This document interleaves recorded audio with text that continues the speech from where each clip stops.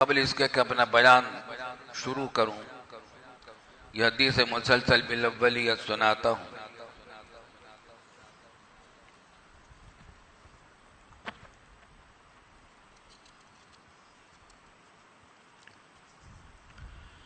یہ حدیث مسلسل بالاولیت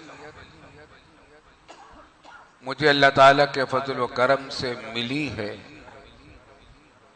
سن 1964 عیسوی میں مسجد حرام مکہ مکرمہ میں۔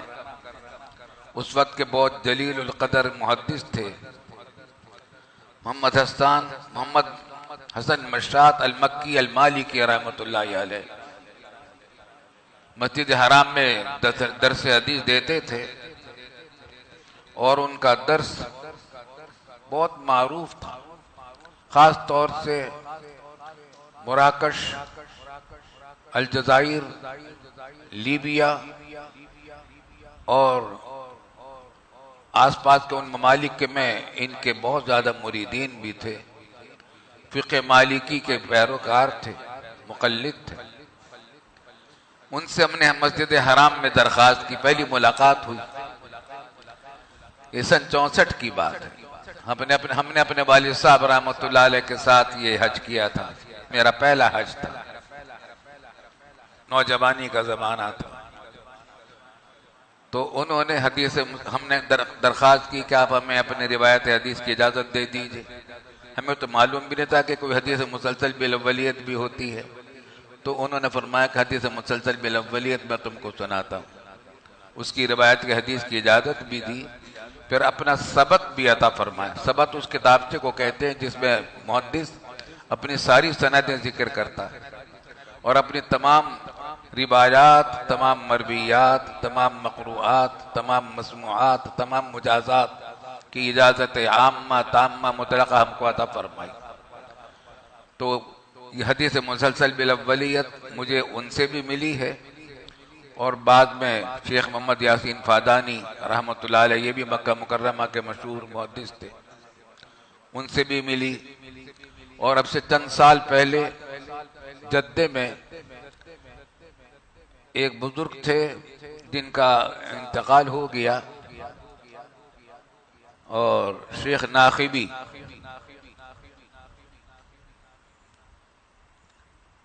مجھے مکہ مکرمہ میں گیا ہوا تھا تو پتہ چلا کہ وہ جدے میں ہیں اور یمن کے مشہور عالم ہیں۔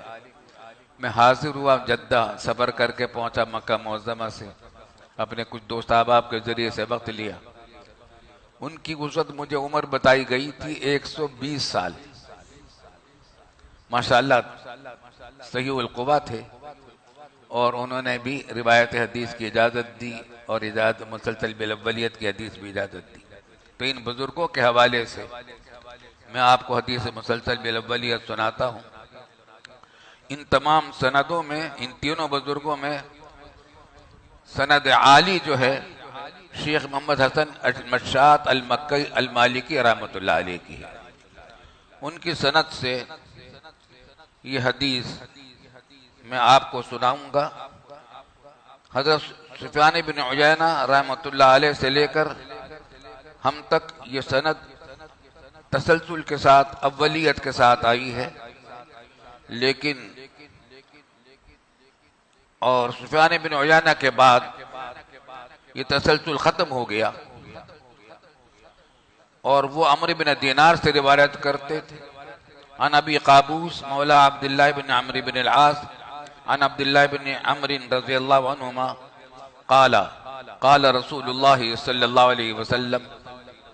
اب یہ حدیث آ رہی ہے، یہ حدیث مسلسل بالاولیت۔ اچھا یہ بتائیے لاؤڈ اسپیکر میں آواز میں کچھ گونج تو نہیں ہو رہی ہے؟ الفاظ صاف سنائی دے رہے ہیں؟ الفاظ صاف سنائی دے رہے ہیں؟ آواز میں گونج تو نہیں ہے؟ اچھا۔ فرمایا رسول اللہ صلی اللہ علیہ وسلم نے کہ الراحمون یرحمہم الرحمن تبارک و تعالی ارحموا من فی الارض یرحمکم من فی السماء، اور یرحمکم من فی السماء، رفع کے ساتھ بھی اور جزم کے ساتھ بھی دونوں طریقے سے روایتیں آئی ہیں۔ ترجمہ یہ ہے کہ رحمت کرنے والے جو لوگ ہوتے ہیں ان کے اوپر رحمت کرتا ہے رحمان اللہ رب العالمین تبارک و تعالی۔ ارحموا من فی الارض، جو لوگ بھی زمین پر ہیں ان پر رحم کرو، جو کچھ بھی زمین پر ہے ان پر رحم کرو۔ اس میں صرف یہ نہیں کہا کہ مسلمانوں پر رحم کرو، تمام انسانوں پر رحم کرو۔ ارحموا من فی الارض یرحمکم من فی السماء، تم کو تمہارے اوپر رحم کرے گا اللہ رب العالمین۔ سب سے پہلا پیغام یہ ہے الراحمون یرحمہم الرحمن تبارک و تعالی۔ ارحموا من فی الارض یرحمکم من فی السماء اور یرحمکم من فی السماء۔ اس سے ایک بات یہ بھی سامنے آتی ہے کہ محدثین جب سبق شروع کرتے ہیں تو سب سے پہلا پیغام ان کا کیا ہوتا ہے؟ رحمت، رحمت کا پیغام ہوتا ہے۔ مدرسوں کا سب سے پہلا پیغام رحمت ہے۔ محدثین مدرسوں میں پڑھاتے ہیں، سب سے پہلا پیغام یہ دیتے ہیں کہ تم رحم کرو تمام بنی نوع انسان پر، تمام انسانوں پر، اور ان میں کافر بھی ہیں مسلمان بھی ہیں۔ کسی پر ظلم کرنے کی اجازت نہیں، کافروں پر بھی ظلم کرنے کی اجازت نہیں۔ جہاد اپنی جگہ پر ہے لیکن وہ ظلم نہیں۔ تو یہ بہت بڑا پیغام ہے، اللہ تعالی ہمیں اس پر عمل کر کی توفیق عطا فرمائے۔ میں اس کی روایت کی آپ کو اجازت دیتا ہوں اپنی سند کے ساتھ۔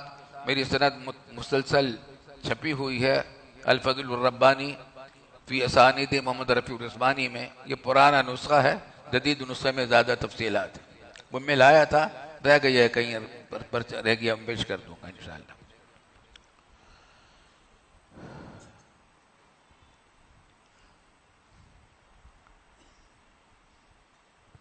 ابھی مولانا زاہد صاحب اللہ تعالیٰ ان کے علم و عمل میں عمر میں برکت دے، اپنے والد بزرگوار کے حوالے سے اور اپنے شیخ کے حوالے سے جو بات فرما رہے تھے، خیال ہوا کہ پہلے آپ کو وہ بات بھی اسی سلسلے کی ایک بات عرض کر دوں۔ اچھا ہو سکتا ہے کہ میری باتوں میں ربط نہ ہو سکتا ہے۔ جو میں نے دعا یہ کی ہے کہ اللہ تعالیٰ جو بھی بات بہتر ہو دل میں ڈال دے، وہ آپ سے کہہ دوں۔ تو ایک بات دل میں آئی، مولانا زاہد الراشدی صاحب، مولانا زاہد صاحب کی فرمانے کے مطابق اپنا واقعہ سنا۔ ہمارے شیخ ہیں حضرت مولانا حضرت ڈاکٹر عبداللہ صاحب عارفی رحمۃ اللہ علیہ، عارف باللہ حضرت ڈاکٹر عبداللہ صاحب عارفی رحمۃ اللہ علیہ۔ ڈاکٹر اس بات پہ کہتے تھے کہ ہومیوپیتھک ڈاکٹر تھے، باقاعدہ فارغ التحصیل نہیں ہوئے تھے، اپنے دادا سے کچھ کتابیں پڑھی تھی، لیکن حکیم الامت حضرت تھانوی رحمۃ اللہ علیہ کے خلیفہ مجاز تھے، اور ان کے ملفوظات اور مواعظ اتنے یاد تھے ان کو کہ ہمارے والد صاحب رحمۃ اللہ علیہ بھی عام طور سے تقریبات میں نہیں جاتے تھے شادی بیاہ کے، لیکن جب معلوم ہوتا تھا کہ ڈاکٹر صاحب اس تقریب میں آنے والے ہیں تو والد صاحب بھی جاتے تھے، ہمیں بھی لے کے جاتے تھے، اور فرماتے تھے ہم تو اس واسطے آئے ہیں کہ آپ سے اپنے حضرت کی کچھ باتیں سنیں گے، اور وہ بھی یہ کہا کرتے تھے کہ میں تو اس وجہ سے آ جاؤں کہ آپ سے حضرت سے کچھ باتیں سنوں گا۔ جب ان سے ہمارا اصلاحی تعلق قائم ہوا، ہم دونوں بھائیوں کا، میرا اور مولانا تقی عثمانی صاحب کا، بیعت ہوئی، کچھ عرصے کے بعد فرمانے لگے بھئی آپ دونوں بھائی تقریریں نہ کیا کریں۔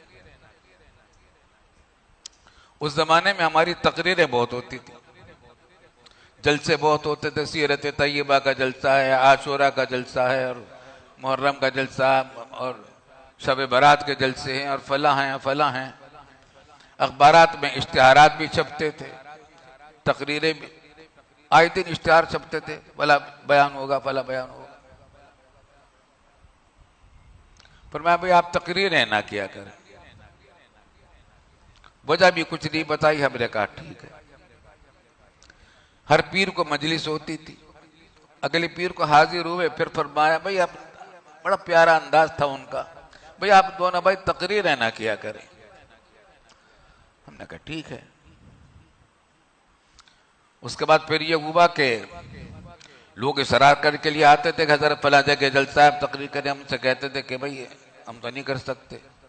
حضرت سے عرض کیا کہ حضرت لوگ اصرار کرتے ہیں، فرمایا کہ ان کو میرے پاس بھیج دیا کرو، ان سے کہہ دو مجھے، میں نے منع کیا ہے، اگر وہ زیادہ اصرار کریں میرے پاس بھیج دو، تقریر نہ کریں۔ ہم نے کہا ٹھیک ہے۔ ریڈیو والے آ گئے، اس زمانے میں ٹی وی تو تھا نہیں، ریڈیو پر تقریریں ہوا کرتی تھی ہماری۔ ریڈیو والے آ گئے کہ صاحب تقریر، ہم نے کہا ہم تو اپنے شیخ سے پوچھ کر بتائیں گے۔ حضرت سے پوچھا، حضرت فرمایا نہ وہاں بھی نہیں جائیں، ریڈیو بھی تقریریں چھوڑ دو، وہ بھی چھوڑ دی۔ غرض تمام تقریریں چھوٹا دی، بڑی فرصت ملی، مدرسے کے کاموں میں بڑا موقع ملا کام کرنے کا۔ کچھ دن کے بعد فرمانے لگے کہ ذرا ٹھہر جانا، مغرب کے بعد۔ ہم دونوں بھائی ٹھہر گئے تو اندر سے کچھ خط لے کر آئے، وہ مدینہ منورہ سے شیخ الحدیث حضرت مولانا زکریا صاحب رحمۃ اللہ علیہ کے خطوط تھے۔ فرمایا کہ یہ سارے خط آپ دونوں بھائیوں کے بارے میں ہیں، اب پڑھ لو۔ پڑھا تو خلاصہ ان سب کا یہ تھا کہ مجھے بڑی خوشی ہے کہ یہ دونوں صاحبزادے آپ کی خدمت میں آ گئے ہیں، اور ان کے پر خصوصی توجہ فرمائیں، اور مجھے ان کے بارے میں کبر کا اندیشہ ہے، تکبر کا اندیشہ ہے۔ اور اندیشہ بجا تھا، کیونکہ عام طور سے بڑے بڑے لوگوں کے جو صاحبزادے ہوتے ہیں ان میں صاحبزادگی پیدا ہو جاتی ہے، وہ شہزادے ہو جاتے ہیں۔ پدرم سلطان بود کا زعم ہوتا ہے کہ ہمارے باپ فلاں تھے فلاں تھے، اپنی خوبیوں کو نہیں دیکھتے، باپ کی خوبیوں کو پر اتراتے ہیں، گھمنڈ کرتے ہیں۔ تو شاید اسی وجہ سے لکھا تھا کہ مجھے ان کے بارے میں کبر کا اندیشہ ہے۔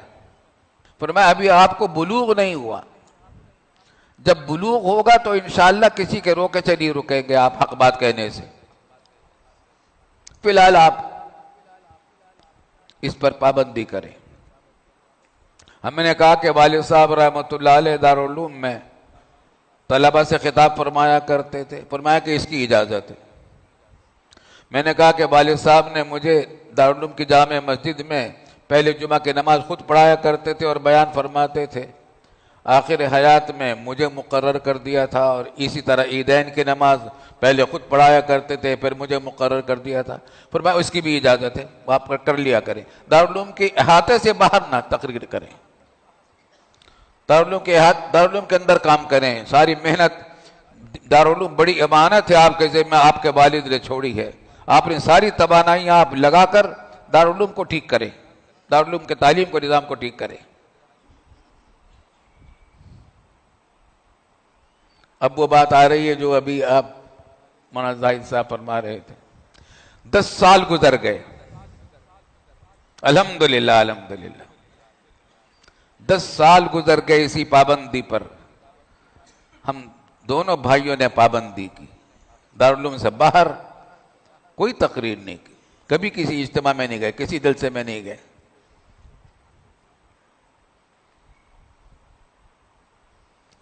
ایک دن اس جامعہ کے بانی شیخ الحدیث حضرت مولانا نذیر احمد صاحب رحمۃ اللہ علیہ کا فون میرے پاس آیا فیصل آباد سے،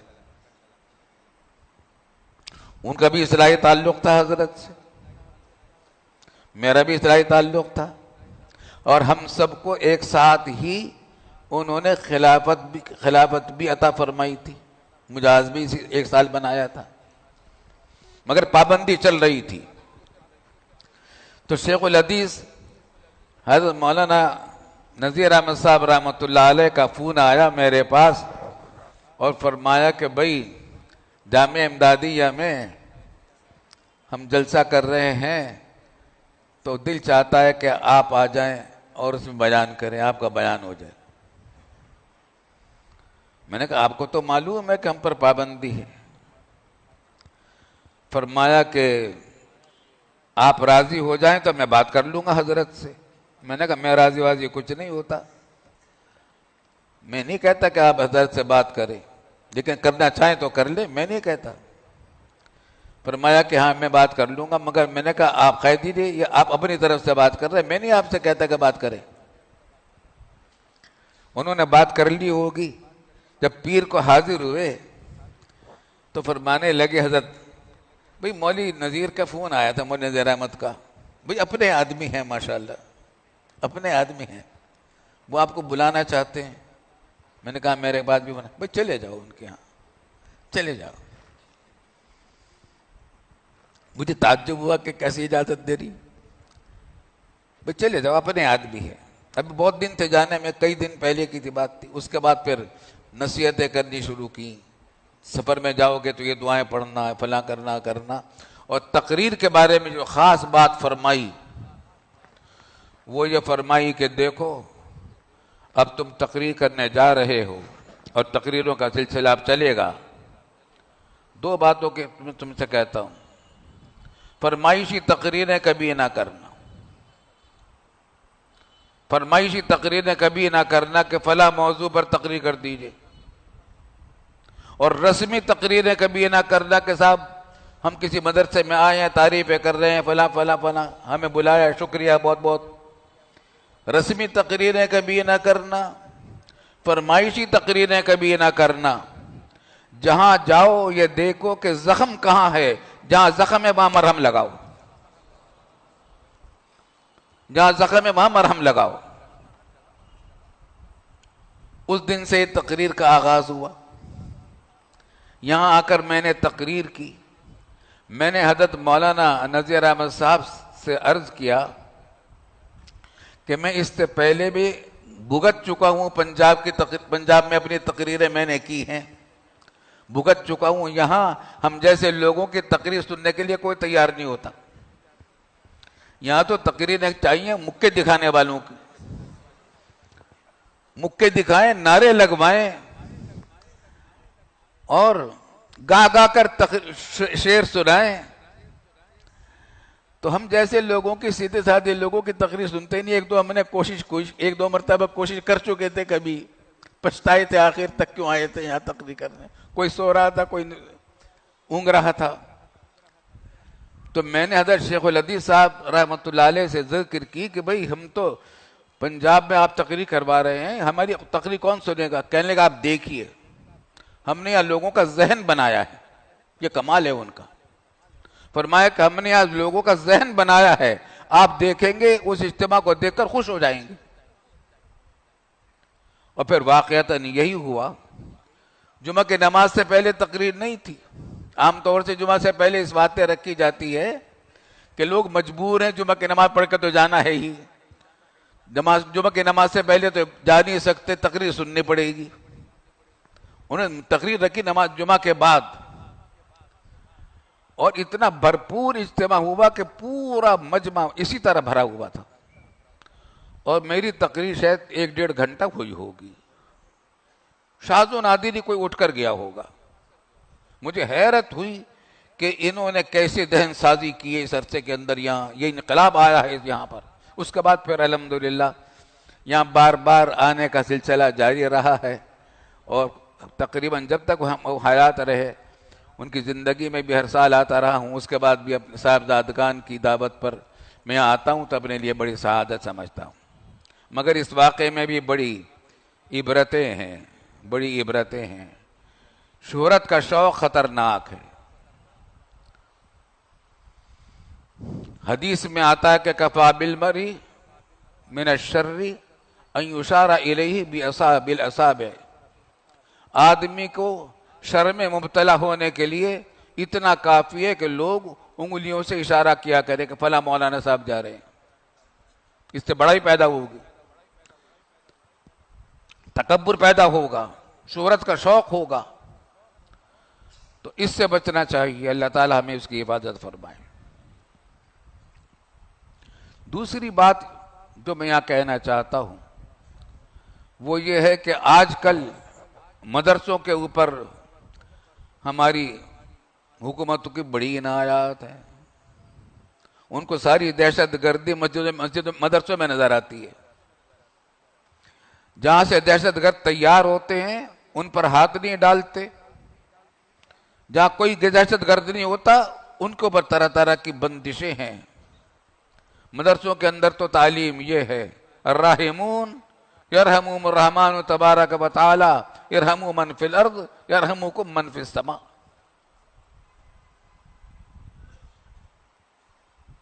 ایک بات ہوئی ہے، دشمن نے پاکستان کے اوپر گھیرا ڈالا ہے، بھارت اس میں پیش ہے اور مغربی بعض ممالک بھی پیش ہیں.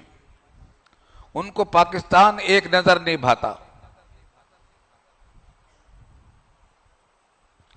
مغربی ممالک کے جتنے پاکستان کے دشمن لوگ ہیں ان کی دشمنوں کی بڑی وجہ دو ہے. ایک یہ کہ پاکستان کے پاس الحمدللہ تمام ممالک اسلامیہ میں صرف پاکستان وہ ملک ہے جس کے پاس ایٹم بم موجود ہے. اللہ کے فضل و کرم سے پاکستان ایٹمی طاقت ہے اور قابل فخر ہے. الحمدللہ. اور یہ در حقیقت ہمارے سائنسدانوں کا بہت بڑا کارنامہ ہے. انہوں نے پوری امت اسلامیہ کی طرف سے فرض کفایہ ادا کیا ہے. قرآن حکیم نے حکم دیا تھا کہ وَأَعِدُّوا لَهُم مَّا اسْتَطَعْتُم مِّن قُوَّةٍ، تم دشمنوں کے لیے تیار کرو جو قوت بھی تم سے ہو سکے. تلواروں کا ذکر نہیں ہے، نیزوں کا ذکر نہیں ہے. جو قوت بھی تم سے ہو سکے وہ تیار کرو دشمنوں کے مقابلے کے لیے. یہ فرض ہے، پوری امت پر فریضہ تھا. انڈیا جو ہمارا ازلی دشمن ہے، پرانا بدترین دشمن ہے، اس نے ایٹم بم بنایا اور پاکستان کو مروب کرنے کی کوشش کی. اللہ کا فضل و کرم ہے کہ ہمارے سائنسدانوں نے جیسے ہی انہوں نے دھماکہ کیا، کچھ ہی عرصے کے بعد ہمارے سائنسدانوں نے پرزور دھماکہ کیا اور آج ہمارے پاس ایٹمی ٹیکنالوجی ایسی ہے کہ بھارت کے پاس بھی نہیں ہے. ایسی ترقی یافتہ ٹیکنالوجی ہے. ہمیں ایٹمی سائنسدانوں نے ہمیں یہ بات بتلائی ہے. الحمدللہ ہمیں فوج کے ذمہ داروں نے یہ بات بتائی ہے. الحمدللہ پاکستان تمام ممالک اسلامیہ میں دنیا بھر کے اس کو اللہ تعالیٰ نے یہ فخر دیا ہے. ہمارے سائنسدانوں کی دین پروری اور فرض کفایہ کی ادائیگی کے جذبے کے ذریعے کہ ہم ایک ایٹمی طاقت ہے. اللہ کے فضل و کرم سے آج انڈیا کی جرأت نہیں ہے کہ ہمارے اوپر ایٹمی حملہ کر سکے. وہ جانتا ہے کہ چند سیکنڈ میں آپ کو کیا بتاؤں، ضیاء الحق صاحب مرحوم اللہ تعالی جزائے خیر دے، وہ شخص مرد مومن تھا.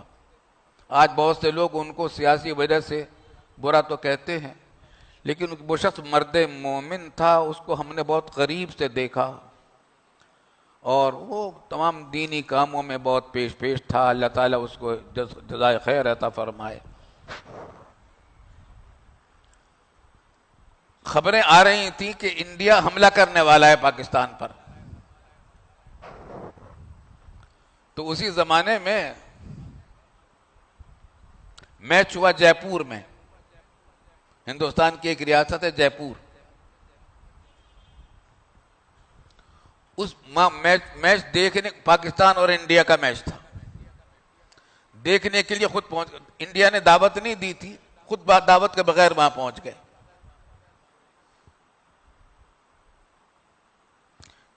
راجیو گاندھی وزیر اعظم تھا, اس کو استقبال کرنا پڑ گیا.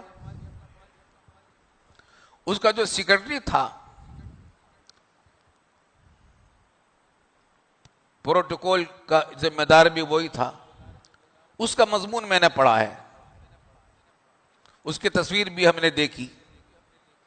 تو وہ کہتا ہے کہ پتہ نہیں ضیاء الحق صاحب کس مٹی کے بنے ہوئے تھے, ایسا سخت آدمی میں نے نہیں دیکھا. سب سے مسکرا کر باتیں کر رہے تھے. راجیو گاندھی سے مصافحہ کیا تو مسکرا کر کیا اور کہا کہ راجیو صاحب ایک بات کہتا ہوں, اگر حملہ کرو گے ایٹمی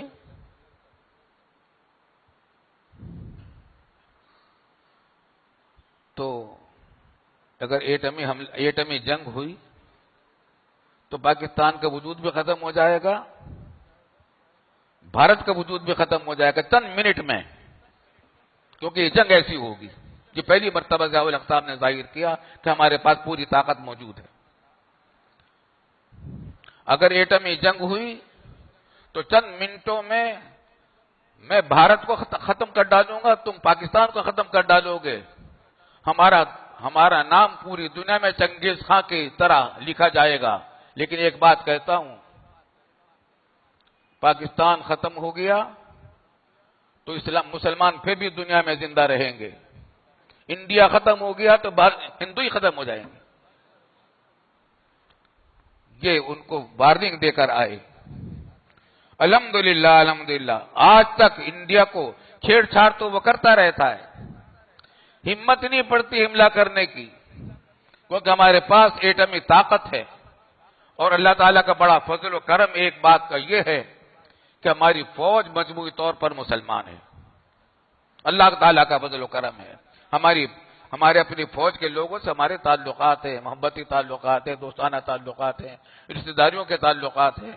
نیوی میں, ایئر فورس میں, آرمی میں الحمدللہ مجموعی طور پر فوج ہماری مسلمان ہے. کچھ لوگ غلط بھی ہوتے ہیں, وہ ہر جگہ ہوتے ہیں, لیکن الحمدللہ فوج مسلمان ہے اور پاکستان کی خاطر جانیں قربان کرنے کے لیے اور اسلام کے لیے جانیں قربان کرنے کے لیے ہر وقت تیار ہیں.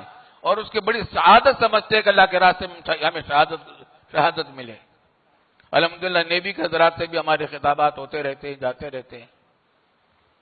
تو ایک دکھ دشمنان اسلام کو پاکستان سے یہ ہے کہ عالم اسلام پورا ایٹم بم سے خالی تھا. پاکستان نے ایٹم بم بنا کر عالم اسلام کے مسلمانوں کو طاقت فراہم کر دی ہے. ایک تو دکھ ان کو یہ ہے, اور دوسرا دکھ ان کو اس بات کا ہے کہ پاکستان دو قومی نظریے پر بنا ہے. دو قومی نظریے پر بنا ہے. انما المؤمنون اخوہ کے نظریے پر بنا ہے کہ تمام دنیا کے لوگ بھائی بھائی ہیں. قرآن نے سورہ تغابن میں فرما دیا کہ خلقکم فمنکم کافر ومنکم مومن. دو قسمیں بتا دی.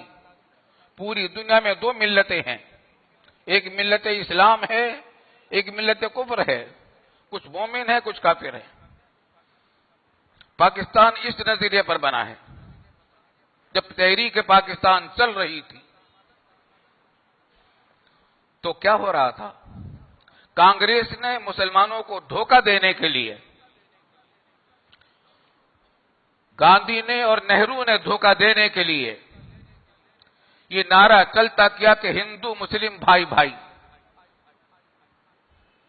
اور کیا کہتے تھے وہ کہ بٹے نہیں دیں گے ہندوستان، ہندوستان کو بٹے نہیں دیں گے، ہندوستان کو تقسیم نہیں ہونے دیں گے.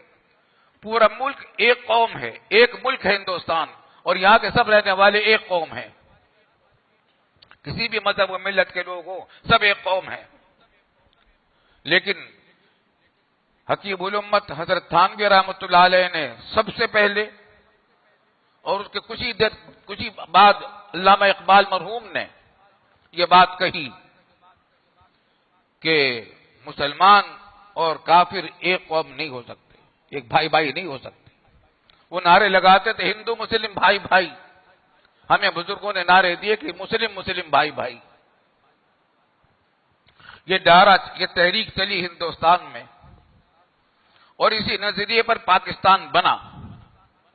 اور پاکستان بنا تو اس کا نعرہ کیا ہے کہ دنیا بھر کے مسلمان ایک قوم ہیں، ایک ملت ہیں. بات لمبی ہو رہی ہے، مگر اچھا ہے جب بات آ گئی تو ذرا کچھ تھوڑی سی اور تفصیل ہو جائے. میری عمر اب 83 سال ہو کر 84واں سال شروع ہو گیا. تحریک پاکستان میں اس نسل سے میرا تعلق ہے جس نے پاکستان کو صرف بنتے ہوئے دیکھا ہی نہیں ہے، بنتے ہوئے بھی دیکھا، لیکن تحریک پاکستان میں حصہ بھی لیا ایک اپنی عمر کے اعتبار سے. جب ہجرت کر کے ہم پاکستان آئے ہیں، پاکستان بنا ہے سن 1947 میں، 14 اگست 1947 میں. ہم مئی میں پاکستان آئے ہیں ہجرت کر کے 7-8 مہینے کے بعد. اس وقت میری عمر کا 12واں سال چل رہا تھا، اور دارالعلوم دیوبند کا میں طالب علم تھا. میں نے 14 پارے دارالعلوم دیوبند میں حفظ کیے تھے. ہم نے دیوبند میں بچہ مسلم لیگ بنا رکھی تھی، تقریباً 600 بچے اس کے رکن تھے. ہر جمعہ کی نماز کے بعد ہم جلوس نکالا کرتے تھے تحریک پاکستان میں. لے کے رہیں گے پاکستان، دینا پڑے گا پاکستان، بٹ کے رہے گا ہندوستان، بن کے رہے گا پاکستان. اپنا سر کٹائیں گے، پاکستان بنائیں گے، خون کی ندیاں بہائیں گے، پاکستان بنائیں گے. مسلم مسلم بھائی بھائی، پاکستان کا مطلب کیا؟ لا الہ الا اللہ. یہ ہمارے نعرے تھے. بچہ مسلم لیگ تھی. پورے دیوبند میں دور دور تک ہم نعرے لگاتے ہوئے گزرتے تھے. ادھر سے کانگریسی بچوں کے جلوس بھی نکلتے تھے. وہ نعرے لگاتے تھے ہندو مسلم بھائی بھائی، ہم نعرے لگاتے تھے مسلم مسلم بھائی بھائی. تو پاکستان کا وجود ہوا ہے دو قومی نظریے پر، انما المؤمنون اخوہ کے نظریے پر، خلقکم فمنکم کافر ومنکم مومن کے نظریے پر، کہ بھائی بھائی صرف مسلمان ہیں. دوسرے کافروں سے ہم دوستی تو کر سکتے ہیں، یعنی معاہدے کر سکتے ہیں، ان کے ساتھ بھی ناانصافی کرنے کی اجازت نہیں، ظلم کرنے کی اجازت نہیں، ان کے ساتھ حق اور ان کے ساتھ حسن سلوک بھی کرنے کا ہمیں ثواب ملے گا. لیکن بھائی بھائی نہیں ہیں. بھائی بھائی تو مسلمان ہیں. ہندوستان کی گاندھی اور نہرو کی جو سازش تھی وہ یہ تھی کہ یہ کہیں گے کہ پورا ہندوستان ایک ملک ہے، یہاں کے سب لوگ ایک قوم ہیں. نتیجہ کیا ہوتا کہ جو اکثریت علاقے صوبے تھے، پنجاب، سرحد، بلوچستان، کشمیر، ادھر بھارت میں مشرقی پاکستان میں مشرقی پاکستان کا پورا علاقہ اور سیلٹ کا پورا علاقہ، یہاں پر بھی کیا ہوتا؟ یہ ہندوستانی میں شامل ہوتے، پاکستان میں شامل نہ ہوتے، پاکستان بنتا ہی نہ. پورے ہندوستان کی آبادی 40 کروڑ تھی اس زمانے میں، متحدہ ہندوستان کی آبادی. 10 کروڑ مسلمان تھے، 30 کروڑ غیر مسلم تھے، اور وہ زیادہ تر ہندو تھے. کیا مطلب تھا کہ اگر ایک ہی ملک رہے گا یہ، اور سارے ملک ایک ہی قوم ہے، تو اکثریت کس کی تھی؟ ہندو کی تھی. آج پاکستان اگر خدا نہ خواستہ پاکستان نہ بنتا، آج ہمارے ہاں کا وزیر اعظم بھی مودی ہوتا، مودی وزیر اعظم ہوتا. کیونکہ اس کے اصول میں یہ بات طے تھی کہ جمہوریت ہوگی اور جمہوریت کے اندر اکثریت کی حکومت ہوتی ہے. اللہ نے ہمیں بچایا. قائد اعظم محمد علی جناح کے طفیل بتایا.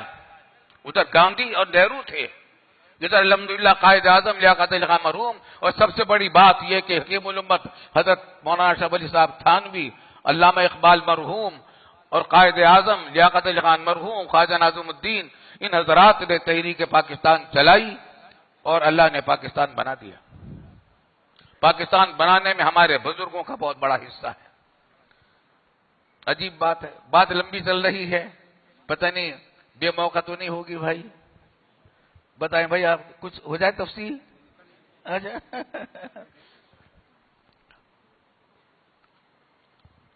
عجیب عجیب سیاسی حربے ہوتے ہیں.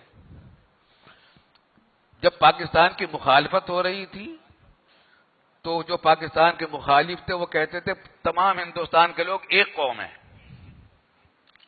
جب یہ بات طے ہو گیا الحمدللہ، مسلمانوں کا مطالبہ تسلیم کر لیا گیا کہ اکثریتی علاقوں میں پاکستان بنے گا اور اکثریتی علاقے جہاں جہاں بھی ہیں وہاں مسلمانوں کی حکومت ہوگی.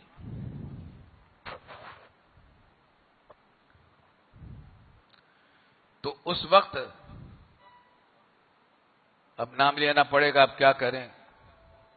صوبہ سرحد کے ایک لیڈر تھے سرحدی گاندھی، جن کا نام تھا، مشہور تھے، ان کا نام سرحدی گاندھی تھا. جب تک پاکستان کی منظوری نہیں ہوئی تھی اس وقت تک تو ہندوستان میں، پورے ہندوستان میں ان کو ایک قوم نظر آ رہی تھی. لیکن اب انہوں نے کہا کہ جب پاکستان منظوری ہو گئی کہ پاکستان بنے گا تو انہوں نے کہا کہ پختون الگ قوم ہے اور صوبہ سرحد میں پختونستان بننا چاہیے. ہندوستان، پاکستان، پختونستان. قدرت اللہ شہاب نے بڑی مزیدار بات کہی، کہا کہ یہ عجیب و غریب بہنگا پن تھا ان لیڈروں کا کہ جب تک پاکستان بننے کی بات نہیں ہو رہی تھی تو پورے ہندوستان میں ان کو ایک قوم نظر آتی تھی. جب پاکستان کی بات ہوئی تو چار چار قومیں نظر آنے لگی. بہنگا پن عجیب و غریب تھا. یہ سب پاکستان کے خلاف سازشیں تھی.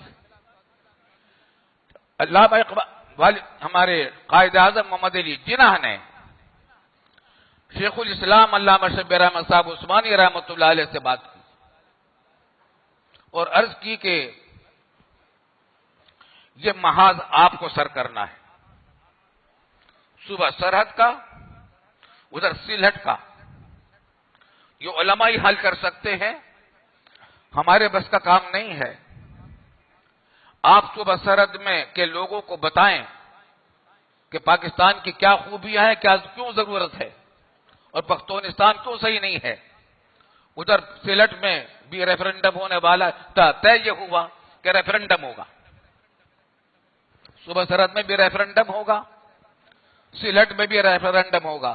عوام سے پوچھا جائے گا، صوبہ سرحد کے لوگوں سے، کہ تم پختونستان بنانا چاہتے ہو یا پاکستان میں شامل ہونا چاہتے ہو. سلہٹ والوں سے پوچھا جائے گا کہ تم الگ ملک بنانا چاہتے ہو یا پاکستان میں شامل ہونا چاہتے ہو.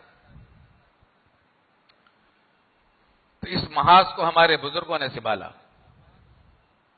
شیخ الاسلام علامہ شبیر احمد صاحب عثمانی رحمۃ اللہ علیہ نے صوبہ سرحد کا محاذ سنبھالا. ہمارے والد ماجد مفتی اعظم پاکستان حضرت مولانا مفتی محمد شفیع صاحب رحمۃ اللہ علیہ بھی ان کے ساتھ رہے. ہمارے بڑے بھائی جان جناب محمد ذکی کیفی مرحوم، وہ بھی اس سفر میں ساتھ تھے. مولانا محمد متین صاحب خطیب، وہ بھی اس سفر میں ساتھ تھے. پورے صوبہ سرحد میں گاؤں گاؤں، قبیلہ قبیلہ، شہر شہر جا کر انہوں نے پاکستان کا پیغام پہنچایا اور قرآن و سنت کی تعلیم پہنچائی کہ ہم سب مسلمان بھائی بھائی ہیں. ریفرنڈم میں الحمدللہ کامیابی ہوئی اور پختونستان کے صوبہ سرحد کے سارے مسلمانوں نے، بھاری اکثریت نے پاکستان کے حق میں ووٹ دیا. الحمدللہ وہ سازش ناکام ہو گئی. ادھر سلہٹ کے محاذ کو سنبھالا حضرت مولانا ظفر احمد صاحب عثمانی تھانوی رحمۃ اللہ علیہ نے، اعلیٰ السنن کے جو مصنف ہیں، حکیم الامت تھانوی رحمۃ اللہ علیہ کے خاص تعلق رکھنے والے بزرگ. اور الحمدللہ وہاں کے عوام نے پاکستان کے حق میں ووٹ دیا، آسام کے حق میں ووٹ نہیں دیا. تو در حقیقت قائد اعظم محمد علی جناح کہا کرتے تھے کہ در حقیقت پاکستان بنانے والے تو آپ لوگ ہیں، آپ حضرات کے بغیر پاکستان نہیں بن سکتا تھا. یہی وجہ ہے کہ 14 اگست کو جب پاکستان کے آزاد فضا میں پاکستان کا پرچم پہلے دن لہرایا گیا، دارالحکومت کراچی تھا اس وقت، کراچی کو بنایا گیا اسی وقت، تو قائد اعظم محمد علی جناح نے علامہ شبیر احمد صاحب عثمانی رحمۃ اللہ علیہ سے درخواست کی کہ جھنڈا آپ لہرائیں گے پاکستان کا سب سے پہلے. چنانچہ پاکستان کا جھنڈا سب سے پہلے علامہ شبیر احمد صاحب عثمانی نے لہرایا، اور ڈھاکہ میں پاکستان کا جھنڈا سب سے پہلے حضرت مولانا ظفر احمد صاحب تھانوی عثمانی رحمۃ اللہ نے لہرایا.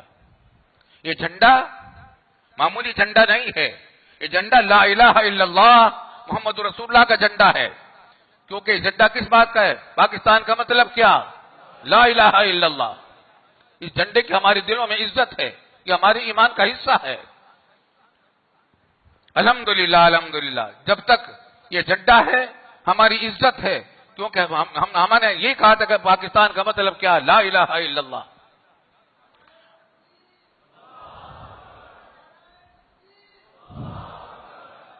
اللہم لک الحمد و لک الشکر. الحمدللہ پاکستان بنایا ہمارے. اچھا کیا ہوتا تھا، بعض لوگ جو پاکستان کے مخالف تھے یوں کہا کرتے تھے میاں قائد اعظم تو داڑھی منڈے اور فلاں ہیں، مگر ان سے پوچھے کہ گاندھی کیسا ہے، نہرو کیسا ہے؟ قرآن تو کہتا ہے کہ وَلَعَبْدٌ مُؤْمِنٌ خَيْرٌ مِّن مُشْرِكٍ وَلَوْ أَعْجَبَكُمْ وَلَعَبْدٌ مُؤْمِنٌ خَيْرٌ مِّن مُشْرِكٍ وَلَوْ أَعْجَبَكُمْ. لوگ مقابلہ کرتے قائد اعظم کا گاندھی سے. تو بتاؤ بھائی گاندھی اچھا تھا یا قائد اعظم اچھے تھے؟ وہ چاہے نماز نہ پڑھتے ہوں گے یا نہیں پڑھتے ہوں گے اس کا بھی بتاؤں گا میں، لیکن گاندھی سے تو بہتر تھے. قرآن نے کہا کہ وَلَعَبْدٌ مُؤْمِنٌ خَيْرٌ مِّن مُشْرِكٍ وَلَوْ أَعْجَبَكُمْ. تو یہ بھی بات ہے. ساتھ ساتھ الحمدللہ پاکستان بنا، اللہ نے توفیق دی قائد اعظم محمد علی جناح کو کہ انہوں نے یہ تحریک چلائی. کیا بعید ہے کہ اللہ تعالیٰ ان کو اسی تحریک کے نتیجے میں نواز بھی دیں اور وہاں ان کی مغفرت فرما دیں.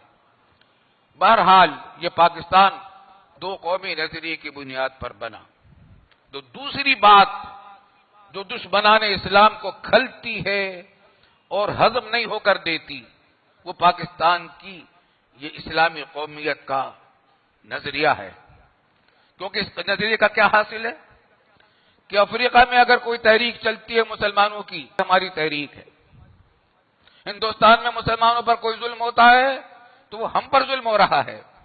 مقبوضہ کشمیر میں مسلمانوں پر ظلم ڈھایا جا رہا ہے، ہم پر ظلم ہو رہا ہے. فلسطین میں مسلمانوں پر ظلم ہو رہا ہے تو وہ ہم پر ظلم ہو رہا ہے. پوری ایک قوم ہے، پوری ایک ملت ہے. وَالْعَبْدُ إِنَّمَا الْمُؤْمِنُونَ إِخْوَةٌ. یہی وجہ ہے کہ پاکستان جب بنا تو کروڑوں کی تقریباً 1 کروڑ آدمی ہجرت کر کے پاکستان آئے ہیں. اگر پاکستان نہ بنتا آج وہاں قتل عام مسلمانوں کا اسی طرح ہوتا رہتا جیسا کہ اس وقت شروع ہوگا. فوراً پاکستان بنتے ہی انہوں نے قتل عام شروع کر دیا. ہندوؤں نے پہلی سے سوچی سمجھی اسکیم کے تحت انہوں نے دہلی میں، الور میں، گڈ مکتیشر میں اور بہار میں، مشرقی پنجاب میں بڑے پیمانے پر مسلمانوں کا قتل عام شروع کیا تاکہ ایک مسلمان کو زندہ نہ چھوڑیں. چنانچہ ہمارے سامنے کے سارے واقعات ہمارے سامنے کے، ہم دیوبند میں تھے. قتل عام مسلمانوں کا ہوا. پنجاب کے اندر ان کی کوشش یہی تھی کہ کوئی مسلمان زندہ نہ بچے. دہلی کے اندر بھی یہی کوشش تھی. دہلی سے اسپیشل ٹرینیں چلتی تھیں مہاجرین کو لے کر جو اپنی جانیں بچا کر نکلنا چاہتے تھے یہاں سے. تو یہ بھی ہوتا تھا کہ لاہور کے ریلوے اسٹیشن پر زندہ شاذ و نادر ہی کوئی پہنچتا تھا، ورنہ ہڈیاں اور گوشت پہنچتا تھا یہاں. 1 کروڑ کے قریب مسلمانوں نے ہجرت کی اور کتنے لاکھوں شہید ہو گئے. عورتیں، بچے، بوڑھے انہوں نے شہادت دی، شہید ہو گئے. لیکن پناہ تو مل گئی پاکستان میں. اگر پاکستان نہ ہوتا تو آج یہاں بھی وہی قتل عام ہو رہا ہوتا جیسا مقبوضہ کشمیر میں، وہاں اکثریت مسلمانوں کی قتل عام ہو رہا ہے۔ مودی کی حکومت ہوتی تو ایک بات یہ ہوئی، پھر پاکستان بننے کے بعد برما کے اندر انقلاب آیا، وہاں کی کمیونسٹ حکومت نے مسلمانوں پر ظلم ڈھائے، وہاں سے ہزاروں لاکھوں مسلمان ہجرت کر کے پاکستان آئے ہیں، پاکستان نے ان کو پناہ دی۔ افغانستان پر روس نے حملہ کیا، 30 لاکھ مہاجرین کو افغانستان کے پاکستان نے پناہ دی، اور موجودہ دور میں بھی پناہ ان کو مل رہی تو کہاں سے مل رہی؟ پاکستان میں مل رہی ہے۔ خلاصہ یہ کہ پاکستان کا نعرہ چونکہ یہ ہے کہ تمام دنیا کے مسلمان ایک ہیں، اس واسطے ان کو ہر وقت یہ ڈر لگا ہوا ہے دشمنان اسلام کو کہ کسی وقت پاکستان ان کا رہنما اور قائد نہ بن جائے۔ دو خطرے ہیں، دو وجہ سے پاکستان ان کو نہیں کھپتا۔ ایک یہ کہ ہمارے پاس الحمدللہ ایٹمی طاقت ہے اور کامیاب طاقت ہے، پرزور طاقت ہے، اور دوسرے یہ کہ ہم پوری دنیا کے مسلمانوں کو ایک قوم سمجھتے ہیں، ایک ملت سمجھتے ہیں، اور پاکستان ان سب کو اپنا بھائی سمجھتا ہے۔ وہ جانتے ہیں کہ پاکستانی ہر جگہ جب بھی کبھی تحریک چلتی ہے دنیا بھر میں، پاکستان سے ہمیشہ الحمدللہ اب بھی ہے، اقوام متحدہ کے پلیٹ فارم پر ہو یا کہیں بھی ہو، جہاں کہیں بھی کوئی مسلمانوں کا مسئلہ پیش آئے گا، پاکستان ہمیشہ مسلمانوں کا غیر مسلموں کے ساتھ پیش آئے گا، پاکستان ہمیشہ مسلمانوں کا ساتھ دیتا ہے۔ تو بھئی ہمارا یہ پاکستان ایسی آسانی سے نہیں بن گیا، پاکستان بڑی مشقتوں سے بنا ہے، اور اسلام سے ڈرنا نہیں چاہیے۔ اسلام رحمت ہے، یرحموا من فی الارض یرحمکم من فی السماء۔ اگر اسلامی تعلیمات آئیں گی ہمارے مدرسوں سے یہ پیغام پہنچے گا۔ یہ تو دشمنوں نے گھیرا ڈالا ہے پاکستان پر، اسلام کو بدنام کرنے کے لیے، جہاد کو بدنام کرنے کے لیے، پاکستان کو بدنام کرنے کے لیے دہشت گردوں کو اپنا ذریعہ بنایا اور طالبان ان کا نام رکھ دیا۔ یہ ظالمان ہیں جنہوں نے حملے کیے پاکستان میں مسلمانوں پر، پاکستان کے شہروں پر، بے گناہوں کے اوپر حملے کیے۔ یہ دہشت گرد ہیں، دوسرے ملکوں کے اعلی کار ہیں، مجاہد نہیں ہیں۔ یہ مجاہد جہاد کو بدنام کرنے والے لوگ ہیں، ان کو اندر بھیجا گیا ہے دشمن طاقتوں نے اسلام کو بدنام کرنے کے لیے، جہاد کو بدنام کرنے کے لیے، پاکستان کو بدنام کرنے کے لیے، اسلام کو بدنام کرنے کے لیے۔ الحمدللہ جہاد ایک مقدس عبادت ہے، ہم آج بھی کہتے ہیں جہاد تو ہم ڈرتے نہیں ہیں۔ میری تو آج بھی دعا ہے کہ اللہم قوینا علی الجہاد فی سبیلک، کہ اللہ ہمیں قوت دے اللہ کے راستے میں جہاد کرنے کی۔ جہاد بڑی مقدس عبادت ہے، اس میں زندہ رہے تو غازی، بچ جائے تو شہید، لیکن دہشت گردی کا کوئی تعلق اسلام سے نہیں ہے، دہشت گردی کا کوئی تعلق جہاد سے نہیں ہے، دہشت گردی کا کوئی تعلق پاکستان سے نہیں ہونا چاہیے۔ لیکن دشمنوں نے ہمارے ملک میں گھسا دیے اپنے ایجنٹ، اسلام کو اور پاکستان کو بدنام کرنے کے لیے، اور اس میں وہ بڑے حد تک اثر انداز ہو رہے ہیں۔ باہر سے انہوں نے گھیرا ڈالا، دوسرے ملکوں کے ساتھ مل کر، باہری غیر ملکی طاقتیں مل کر پاکستان کے خلاف محاذ بنا رہی ہیں، اور اندر ہمارے ملک کے اندر ایسے لوگوں کو بھیج دیا جو جگہ جگہ امن و امان کا مسئلہ پیدا کر رہے ہیں۔ آج ہم سیکورٹی کے مسائل میں کتنے پریشان ہیں، امن و امان کا خاتمہ ہو چکا، ہر شخص کو جان و مال اور آبرو کی حفاظت کی فکر ہے۔ وجہ کیوں ہے؟ اگر راحمون یرحمہم الرحمن تبارک و تعالی پر عمل ہوتا تو کبھی یہ بات نہ ہوتی۔ افسوس کی بات یہ ہے کہ ہماری حکومتوں نے پاکستان کی تاریخ کو نہ پڑھایا بچوں کو، پاکستان کا مزاج نہ بنایا۔ آج ملک کو ہماری حکومت الحمدللہ یہ کام تو بہت اچھا کر رہی ہے، سڑکیں بنا رہی ہے، سی پیک کا بڑا منصوبہ زبردست بنا رہے ہیں، موٹر وے بن رہے ہیں، لوڈ شیڈنگ کا علاج کر رہے ہیں، اور بھی بہت سارے ترقیاتی کام کر رہے ہیں، ملک کو بنانے کے کام کر رہے ہیں۔ ہماری دعا ہے کہ اللہ تعالیٰ اس میں ان کو کامیابی عطا فرمائے۔ لیکن یہ سب ملک کو بنانے کے والے کام ہیں، قوم کو بنانے والے نہیں ہیں۔